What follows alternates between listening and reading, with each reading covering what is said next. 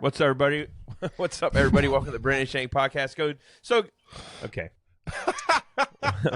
What is up, everybody? Welcome to the Brandon Shank Podcast. So good to see y'all. Too much coffee. We're coming into Christmas week, a week from today. I know at Palms this weekend, we got service on Sunday. Then we got our Christmas Eve service on Monday, another one on Tuesday. So, my brain is a little bit everywhere. I get you. Our baseball facility's opening up in January. So it's just, a little bit of everything. A little bit of everything. This is the last podcast of 2024. We made it, though. We will be back on January the 15th, 2025. Looking forward to that. Yeah, it'll be a fresh new year. Be about a month. But take a little hiatus. Corey's going to the Caribbean for a month. Oh, what? Is that your gift to me? Oh, man. Yeah, it's the least I can do, man. Big week, though, man. Big week. We got college football playoffs starting on Friday. It's going to be exciting. We're going to miss most of it because we got our staff party. But, we'll keep tabs on the ESPN app. It's funny because there's I think it's in Ohio. I don't know if it's a center or whatever, but they're trying to pass a bill that would make flag planting a felony on an opponent's field. Boy, and I'm thinking, is a good follow-up. Hey, but you know what I'm thinking? Just do your job. You don't have to worry about somebody planting a flag. Of course it's an Ohio senator or congressman, whatever it is. Like, yeah, of course you don't want nobody to plant the flag. Just win the game and stop crying. That's what I just stop crying. Win the game. I mean, it's that simple. That's that kid that goes to the teacher. And he's going to – I mean, I don't want to talk about this guy because I don't know him. He could be a great guy with a great point. But I'm like, come on, man. Y'all got beat. Just take it and move on. Like, you ain't got to – there's no reason for felonies. Let's not hand out any type of jail time or any type of financial sentences. Let's just relax. Everybody go on their way. You know what I mean? That's funny. Yeah. Was it Michigan's fault for planting a flag? It was Ohio State. Why are you rebutting? Like, just go to the locker room. Y'all lost. Just go. Well, that's our field. Oh, you had 4 quarters to defend it. You did not. So go and let the winner take their spoils and go to your locker room and cry into your Gatorade towels and go. You're in the college football playoffs, so go win the national championship. Yeah. Who cares? You can see I if know, you Michigan, also Ohio State, I get it. If you view this from a different perspective, though, you let them plant that flag and let it boil your blood for a good while. Like, let it inspire you. The problem is it has boiled their blood because I think they've lost like 3 out of the 4 of the last 5 or 5 out of the last 5 times against Michigan. They just have like 10 flags out there. Yeah. Yeah, I think the problem with them is it's boiled for a couple years now. So gotcha. Okay. Yeah. So that's fun. But yeah, man, it's Christmas time. Exciting. It's a great time to be alive, man. Great time to be in the vein of things. It's come so fast because Thanksgiving was so late this year. Yeah. So Christmas, I mean, it's here and it's fast. I mean, I feel as I get older and my kids get older that I don't have time to slow down for holidays. I feel like they come so fast that there's never like I think I just need to plan my life better. You ever feel like that? Oh, for sure. Yeah, it's been that's what I'm saying. This past Sunday, it hit me like holy cow. It's like we have like a week and a couple days. Yeah. Oh yeah.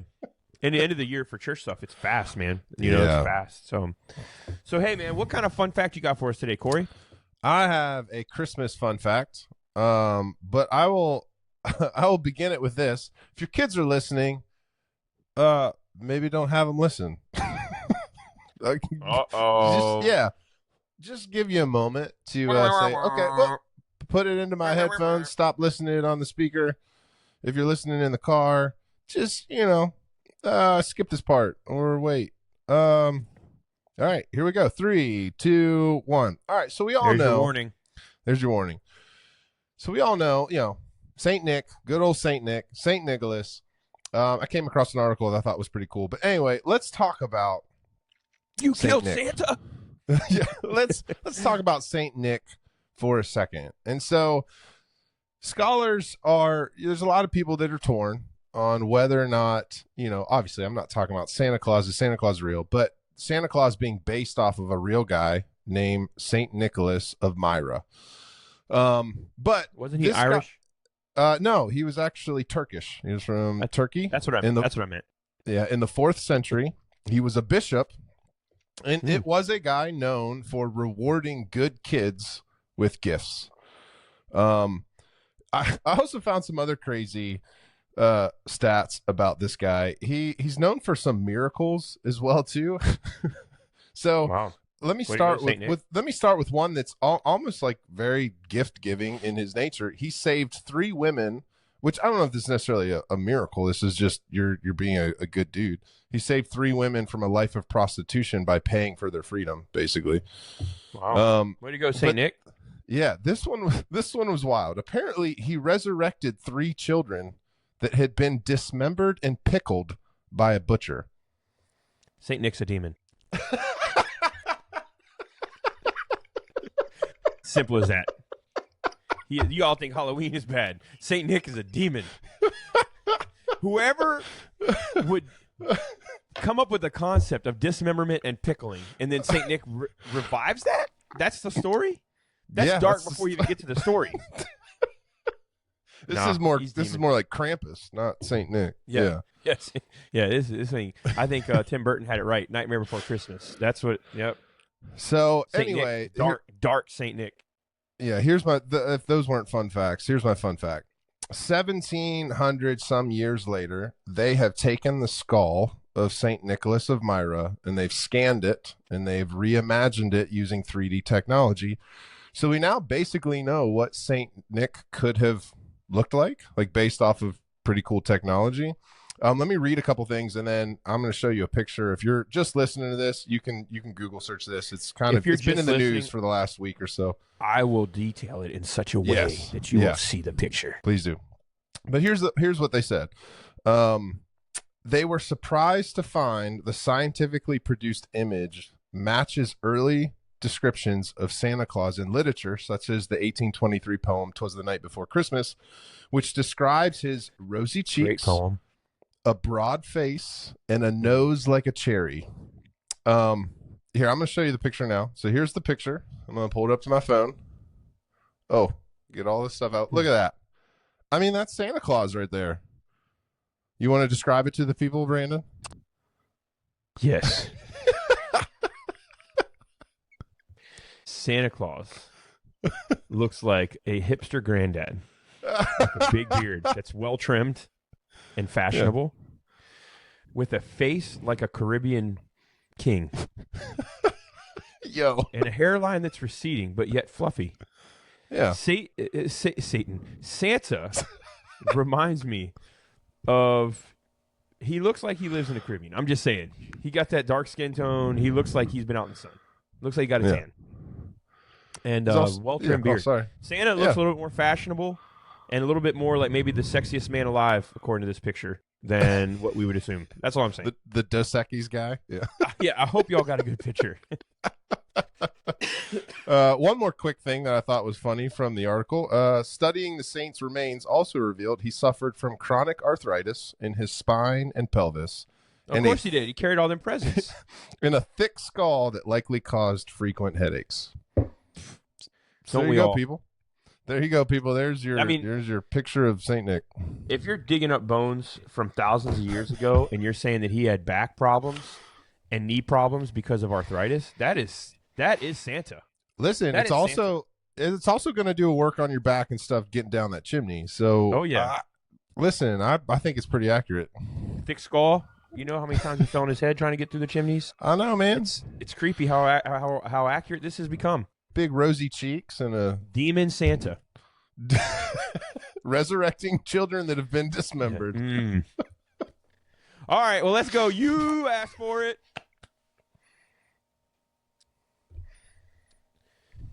'Tis the season to be jolly.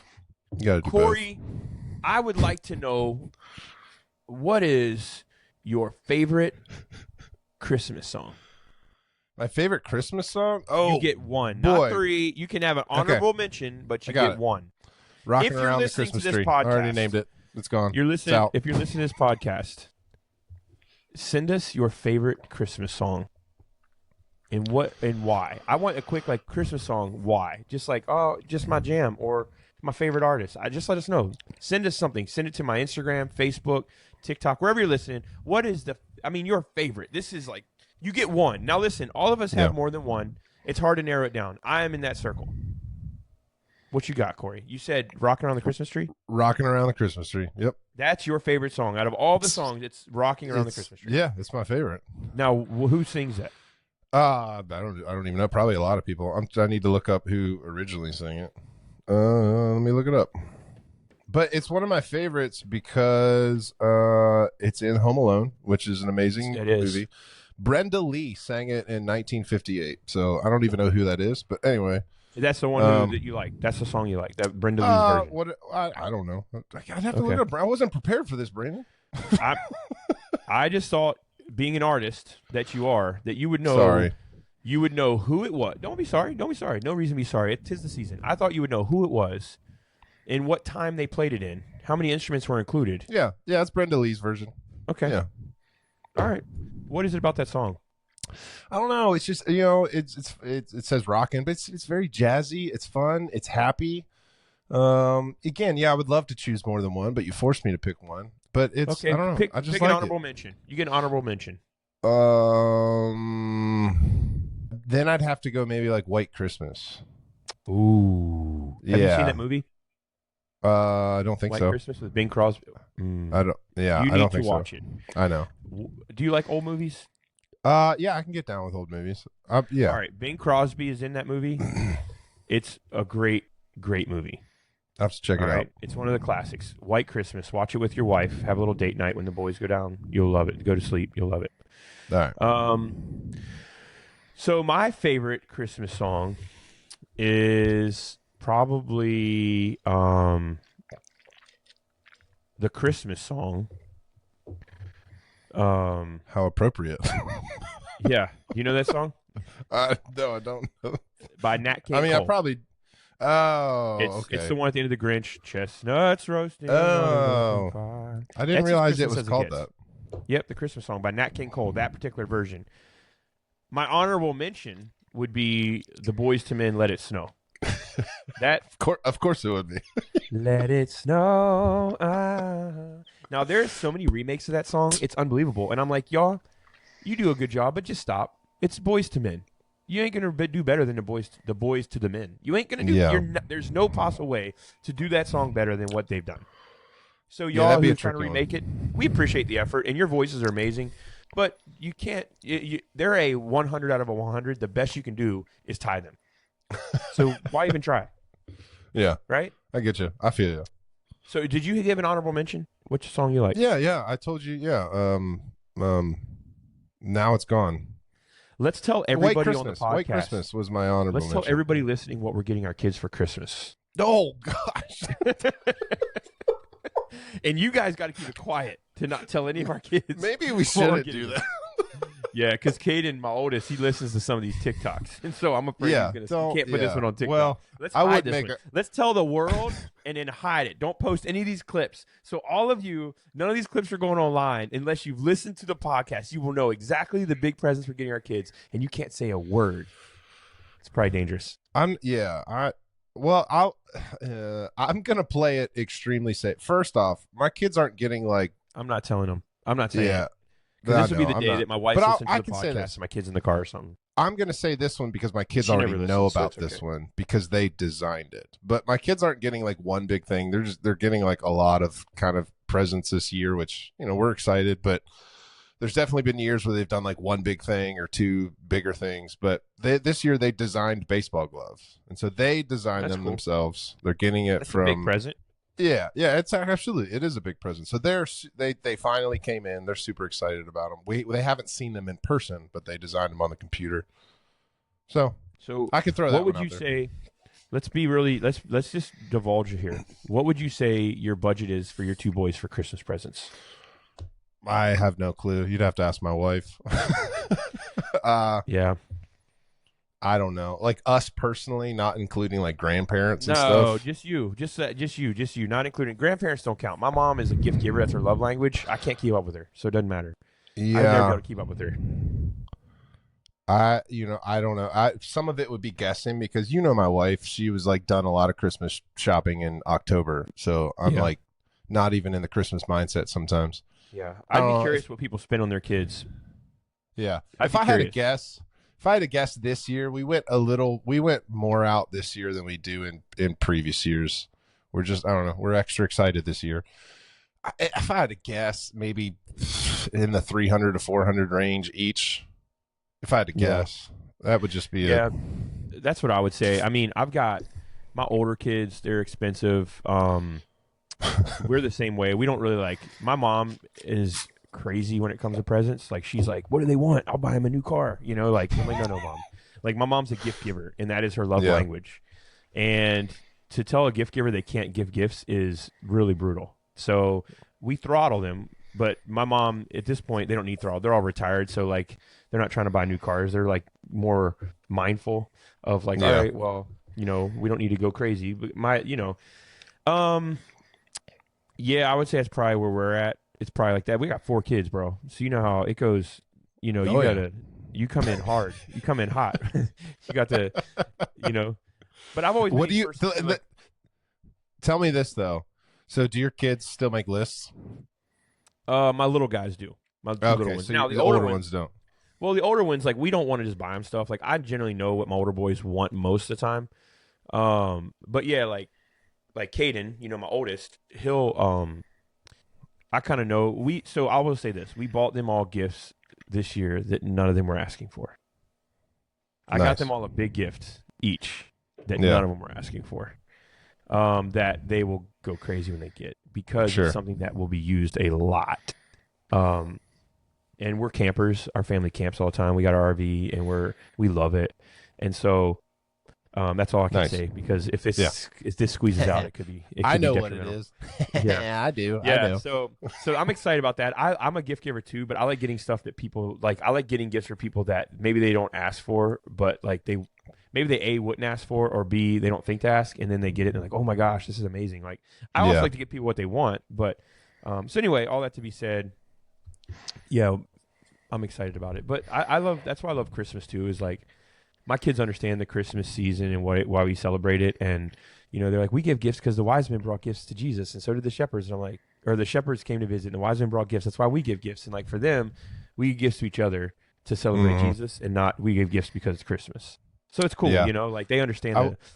But I love it. I love what I want to shout. I want to shout out my oldest. This season, he wanted to just earn some money. You know, he wanted to buy something for himself, just kind of like personally, not necessarily for Christmas, but he decorated Christmas ornaments, and, you know, like, we chopped the wood up and he painted them on wood and kind of sold them. You know, they weren't super expensive, but a lot of people bought them. So thank you to everyone who bought them. But I wanted to shout him out because we always do a thing every year where we'll take Maddox out and he'll buy a gift for Aiden, and then we'll take Aiden out and he'll buy a gift for Maddox. But they don't use their own money; they use our money. Well, this year, Maddox was like, "Well, I want to pay for it, Mom. Like, I wanted to use my money." He, you know, shout out to the church. He tithed 10% of that money that he made. So I'm like, awesome, buddy. He wanted to, and then he bought his brother a gift, and then he bought his cousins gifts, you know, spending his own money. So I just wanted to shout him out. He had all this money in his pocket, and he just wanted to kind of give. He was in the Christmas spirit. So that's awesome. Tis the season. You say that. It's funny you say that, because it reminds me, my 2 oldest, they have money, and Caden comes up to me last night. He's like, man, I bought something for you and Mom and the boys. I said, where'd you buy it? He's like, on Amazon. I was like, bro, my card is on that account.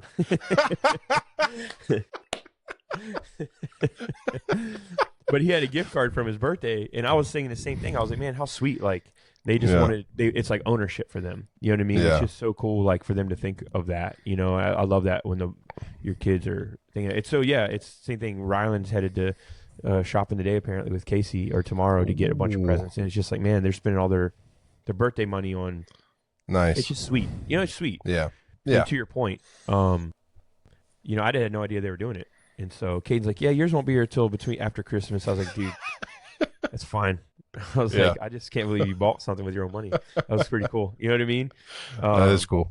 You know, so it's in a day and age where kids are a lot better than people give them credit for. Oh, yeah. They're a lot better hearted than people give them credit for. We're pretty hard on a lot of, and I think as we get older, everybody's hard on kids, but the reality is kids are cool, man. They are. They're cool. And they're a lot of fun. Well, I'm a coach, and I've got our baseball facility opening up in January here in Virginia Beach on 223rd, 17th Street. So Virginia Beach Academy is going to be open. It's going to be amazing. It is going to be a high-end athletic training center. Everything about it's going to be incredible. But there is something that I've always been really stout about as a coach is I throttle my kids throwing a ton.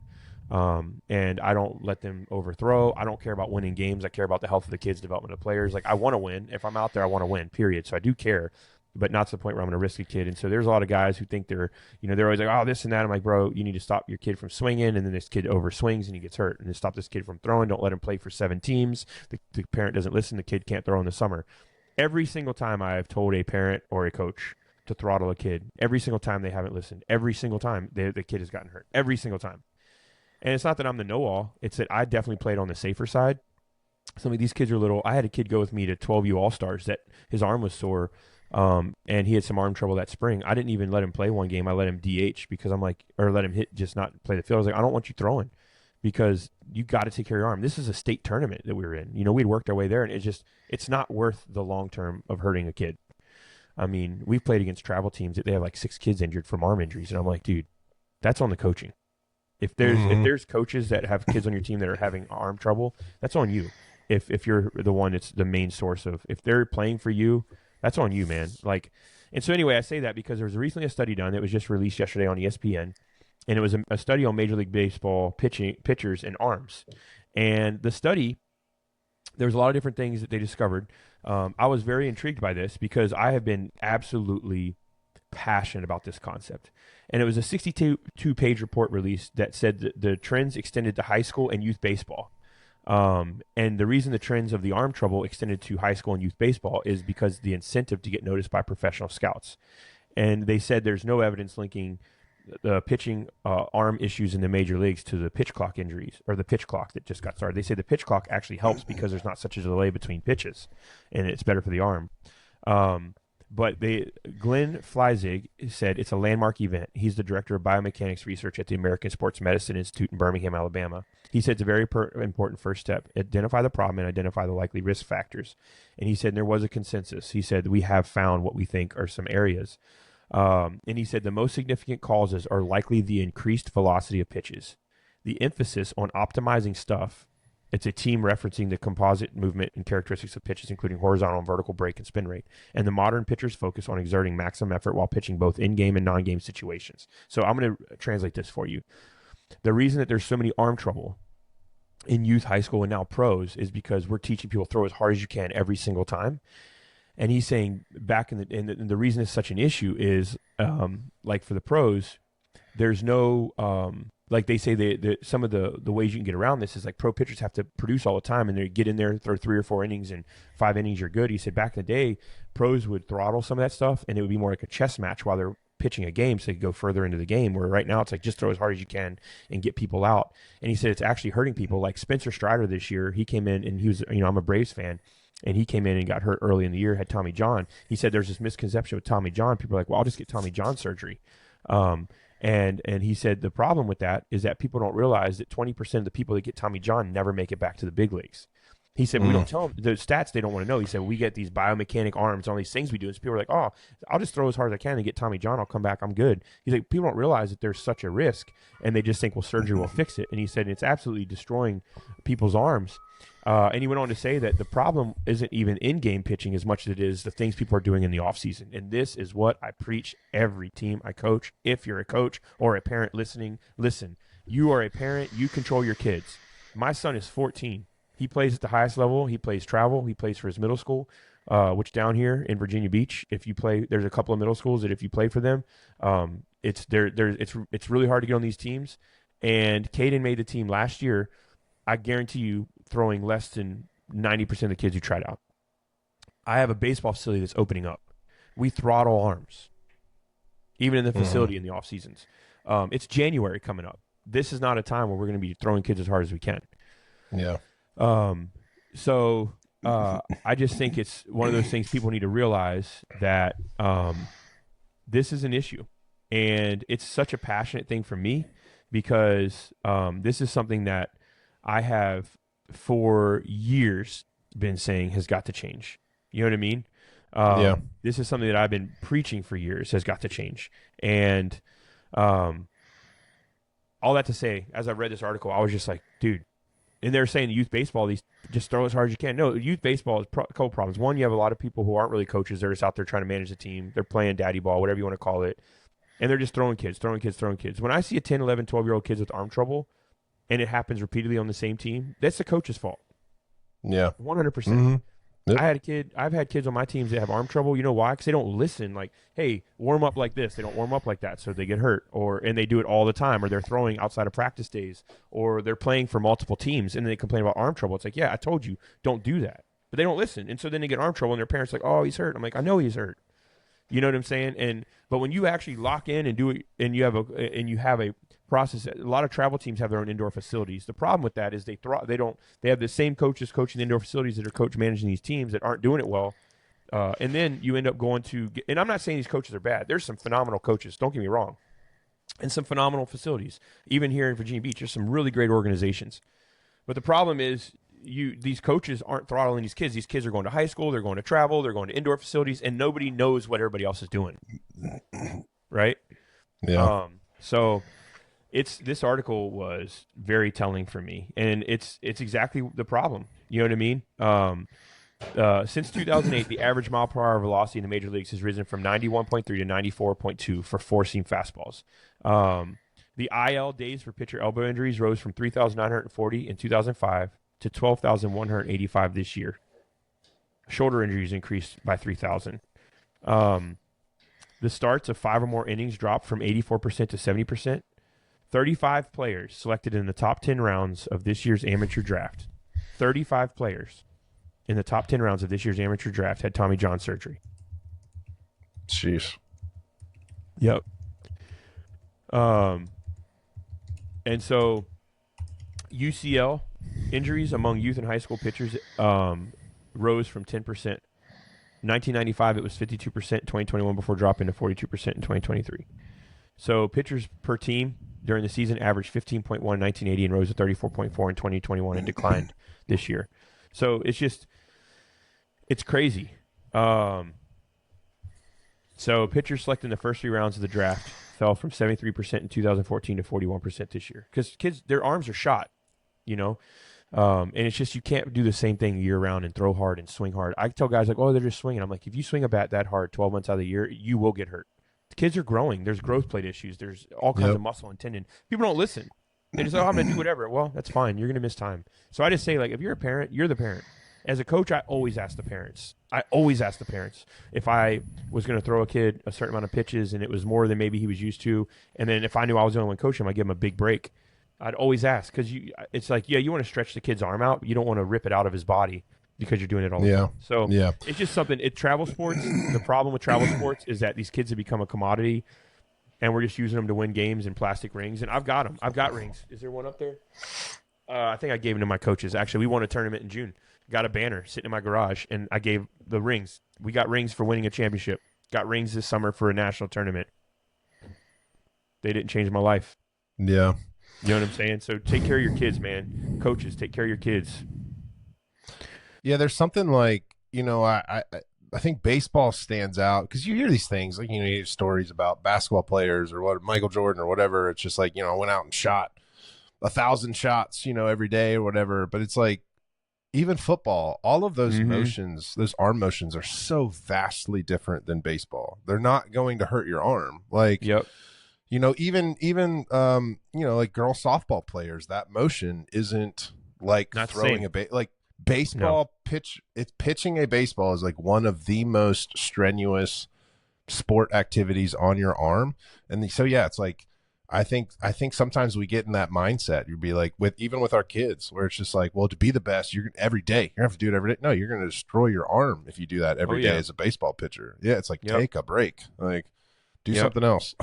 Yep. Absolutely. So that's just my end of the year thing. You guys are going to the off season workouts. Take care of this part of it. Make sure that you're taking care of your arms. Make sure you're taking care of your kids. There's one more thing that I have coming into the new year and coming into Christmas. And I have been not disturbed. I've been taken back and a little bit heartbroken, honestly, with all the commercials with the phones with AI on them. And the commercials are about people having conversations with this AI. And I'll tell you Yep. why. Let me tell you why. Because what it showed me, and I know you're like, man, this is supposed to be fun, this and that, the AI, but what it shows me is people are longing for a relationship to the point Yeah. where it's safer to talk to a computer. That's listen, the AI, it stands for artificial. It can't feel.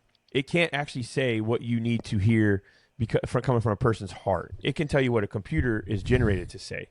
And I'm not saying that what some of the things it says aren't valuable, but it's artificial. And what I'm learning, and I think society needs to learn, is people are lonely. AI will not fill the void.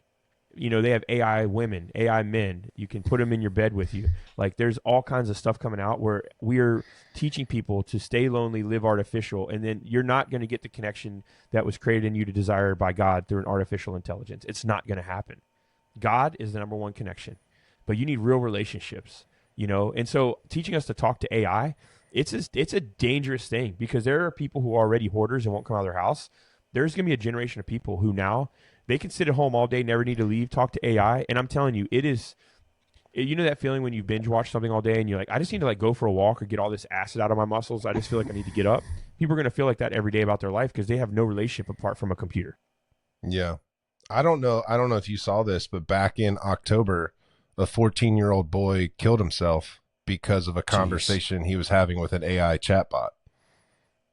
Yeah. Well, and what came of it? Did they sue him? Is that person They are. Yeah. responsible? They're in the midst of a lawsuit, I believe, right now. Jeez. Well, it's just one of those things, man, where it's a robot. It's artificial, and it just makes me see like people really longing for a relationship. I know a lot of y'all listening. It's Christmas time and a brevy of emotions and so many different feelings. But I'm telling you, man, God is faithful. He sees you. He loves you. He is here for you. And this is my final thought. I always want you to think of this Christmas season, next year as you come into the new year. It's going to come fast. I want to ask, what do you want? Like, what do you want? What is it that you really want?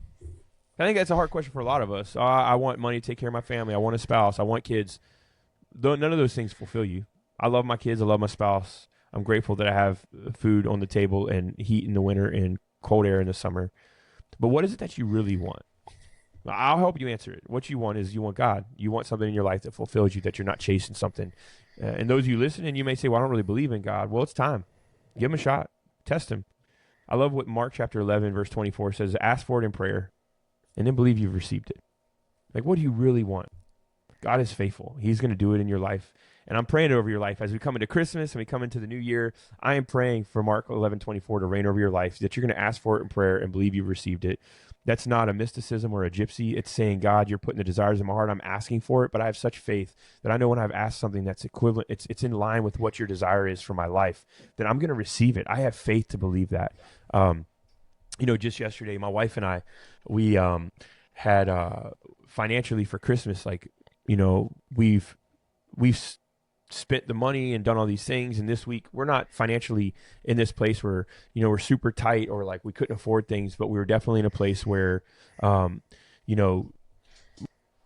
were like, well, let's just be smart during the holidays, this and that. And just yesterday, right after we said that, I had somebody bless me above and beyond, and basically I had to get new tires for my truck. We're going camping over Christmas. And I had somebody come and take care of all my tires. They're like, hey, man, let me get this for you.